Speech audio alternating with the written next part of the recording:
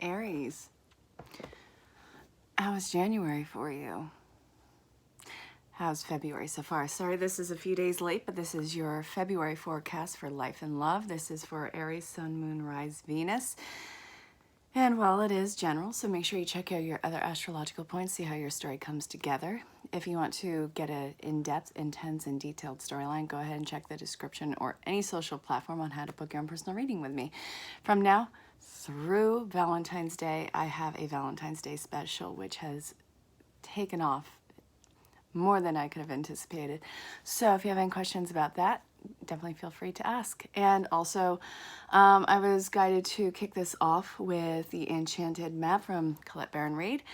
And, well, this should be fun. It looks like you guys are having a, almost like a freak out this month. But what's going on right now? You are facing a lot of shadow self. And what is coming up with that? Are you going to actually face it? Are you going to obsess over the situation? Are you hell-bent on having this one particular way, and are you trying to control what is the external force that is trying to pull you out of that situation? What came out was Goblins Upright. I haven't seen this particular card in years in my readings. Holy shit, Aries, you are dealing with a lot of shadow work, insecurities, and anxiety. I mean, just, it's very intense, and it feels very sour what you're going through right now. Intention. What do you want? Why do you want this so badly? What about this is your power? What about this is your worship? Why is this so important to you? You have the Mountain. You have the Bone Collector. And then you have the One Ring Circus in reverse, Compass in reverse, and then Peaks of Joy upright. So this is basically talking about this insecurity, this tantrum, this huge sense of lack, and just obsessing about the entire situation and what it's supposed to look like, how people are supposed to react. It's like you have this script written in your head, and I get it. This is an amazing idea. That could be a fantasy. It could be anything. It could be relationship-based. It could be career-based. It could be events that are unfolding-wise, but nothing is going according to plan because this is not scripted. But this is really triggering you in your, well, your insecurities. What is the insecurity with this?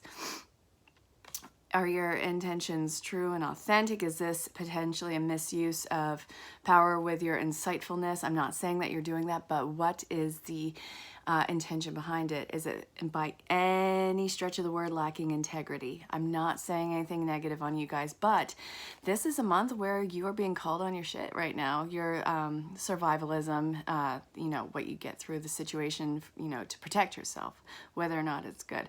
And let's see what else.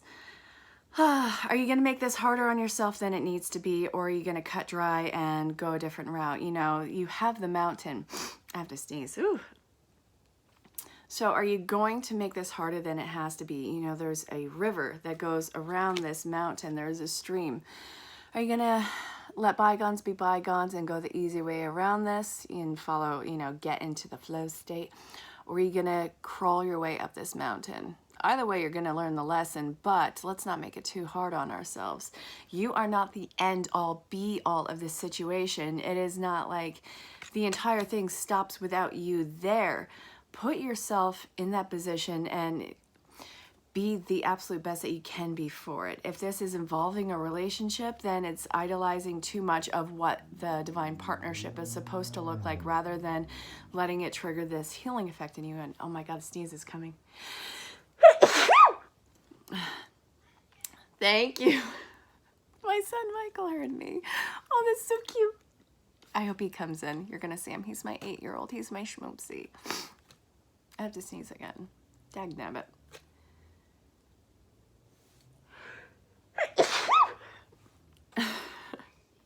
Thank you. I love my babies. I really hope he comes in. Okay, I'm gonna cough drop this up. Okay. Why have you let this situation become your main focus when there's such a big picture for you to look at, and it's really a huge distraction for you? once you acknowledge what this situation is, whether it is just running around in circles, whether it's obsessive, whether it is you squirming underneath the pressure with anxiety in this, then it kind of just dissipates. It's like facing the nightmare. And I've said that before, but it's kind of like facing the nightmare in that sense. You can detach from the outcome. Detachment is a huge thing that you're going to have to pay attention to for the month of February. Again, 2020. And again, check out your other astrological points. But what about this is becoming your God? You got to cut it loose, because right now your vision's getting too clouded, and you have a lot of shadow work that you have to do, and that you're avoiding by focusing on this one thing. You're avoiding, you know, that amazing personal work that you need to do to move on to the next step. But I see you actually fulfilling, you know, all this shadow work, all this triggering effect for yourself. But you just have to see the situation for what it is. So your intentions, they are initially really good, but then it's that whole fear-based thing that we kind of start getting in our way. I do see that happening, but once you acknowledge it, then it's all cognitive choice, and then you can pull away from it. And I actually think that that is, as soon as you see it, it's really easily done. Another sneeze coming, damn it.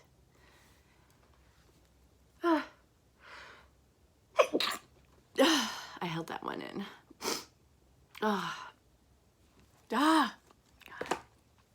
You know, all stuffed up today and yesterday. I'm sorry, guys. What the hell is that about? I mean, I'm sneezing throughout your entire video. I wasn't doing that for anyone else. Okay, guys.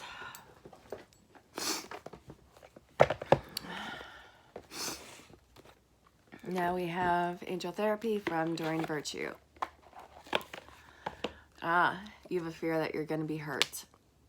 This situation is completely uncomfortable, by the way. I see your discomfort. I see your panic, the anxiety with it. I see that you're not even trusting yourself to be able to move on from this. Now, what you are enduring, I'm not going to sugarcoat it. It sucks. But I do see you able to move through it. It's just you really have to get a lot of closure on this one. Closure is going to be a massive thing for you. And you have to get grounded. Stretch far too thin. You're manifesting on such a powerful level right now. And what your thought process and what your direction is going towards is very fear-based. And you are worried about being hurt, being used to someone else's detriment, and completely neglected and abandoned. These are old wounds that you have to tie off, because this, again, is just dealing with that scattered, that need of validation, and you're needing it from the wrong sources. This all completely stems from you. So what can you do to get your vibration up? What can you do to detox from this situation? Because I do feel like this is an addictive situation.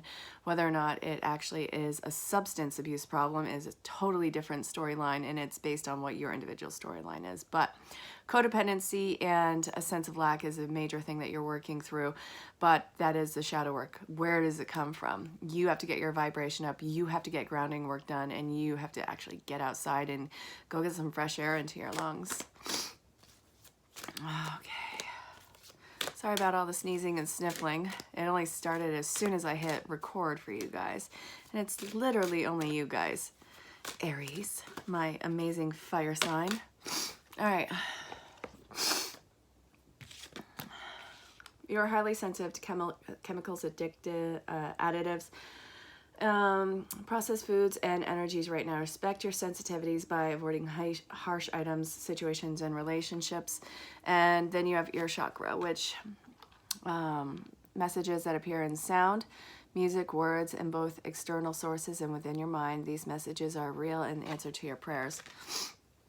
Whatever the situation is that is dogging you down, that is anxiety ridden, that is like hitting a brick wall, that's making you have this this little mini freak out, I want you to pull away from the entire situation. You just have to shut it off completely and get centered and not have that external influence.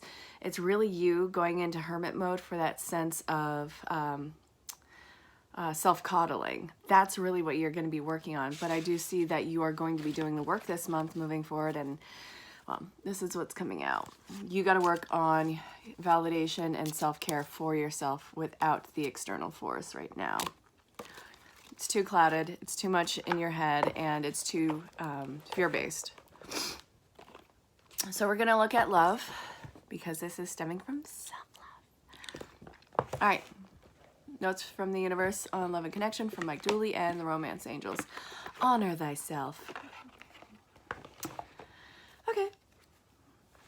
Just curious, when was the last time you looked into the mirror and addressed yourself as gorgeous, magnificent, or sublime? It matters. Here's looking at you, gorgeous, the universe. P.S. Hubba hubba is okay, counts.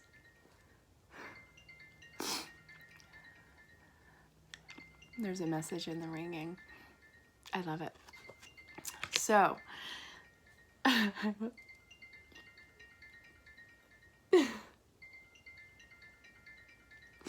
don't know if I should pick it up. It's in my phone. It's not mine. Don't wait for external validation on what your worth is. You have to establish your worth, because it is not seen by the external force right now, because you are working from a sense of lack. So you are not even at your base level anyways, and that's why you are being cautioned to go into hermit mode so you can beat this. When it rings, pick up. I didn't pick up because it wasn't my call to make or to take. Ha ha ha. Don't delegate responsibility, you guys. That's another thing. How you like them apples? They cinnamony and crunchy. Huh? I want to give a shout out to my homegirl, Sam Rodman. Amazing, gifted, talented healer and psychic who actually, she is like a love guru.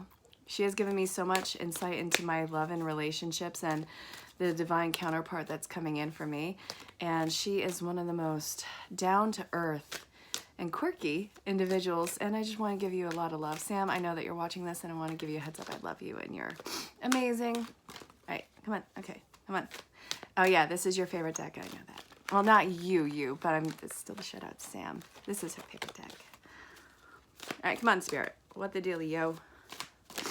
All right, so what initially just stood out was create room for new love. We'll see if that actually comes out. It caught my attention. We shall see. Oh my God. Dwell on what you love. Asking someone to change is like pruning a tree. Neither will be the same again. Scarier is that you can't quite know in what new directions they'll grow.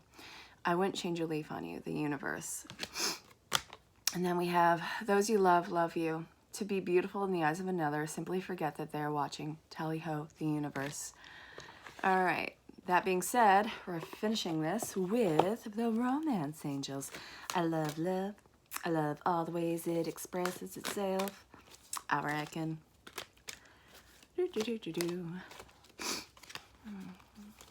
Come on. Okay. Nope. I'm getting terrible at shuffling right now. Come on, you guys. When in doubt, blame Aries. I'm going to blame you for this one. Yep. My crappy shuffling is your fault. True love to Blave. Love yourself first. Codependency. Yes. Attraction. Okay, you're attracting that love. But again, you have to put yourself first. This isn't trying to be the best for this potential partner that's coming in or the person who you have in mind. You have to be the best of you for you. If it's not making your soul thrive about yourself, then cut it loose. It's not you. And you have to show up for your life every single day. And this is attracting that partner. So get over this sense of codependency. Face whatever the trigger and shadow self is. Put yourself on that God-forsaken pedestal that you just put everyone else on. Put yourself on there for once. And your true love is actually coming in. You're attracting it by all the shadow work you're doing on yourself. And if you're already in a partnership, then this is talking about getting through a codependency long swing issue and coming back together. And this might involve a mediator or couples therapy, which could be hugely beneficial. I'm always for therapy of any and all sorts. I think that anyone and everyone can use at least some form of therapy. I really hate the stigma behind that people still try and pursue on it. Mental health, fucking utmost importance. Okay. So, wait, no, not fucking up. Sorry about that. But the utmost importance. You get what I'm saying. Anyway, I hope this reading made sense. And again, check your other astrological points. Sun, Moon, Rise, Venus, see how your story comes together. This has been your monthly insight for February 2020. And this is for Aries, Sun, Moon, Rise, Venus. If it doesn't resonate, don't try and make it resonate. You can always ask for clarification. You can always book your own personal reading. Definitely say hello. Let me know where you are in the world. I'm in upstate New York, and you can find me on any social platform. So if you want to utilize the Valentine's Day special, go ahead and reach out, ask questions about it, and we'll book you.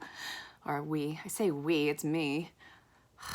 All right, Aries, I'll talk to you very soon, and I'll see you for March. All right, I love you guys. Take care.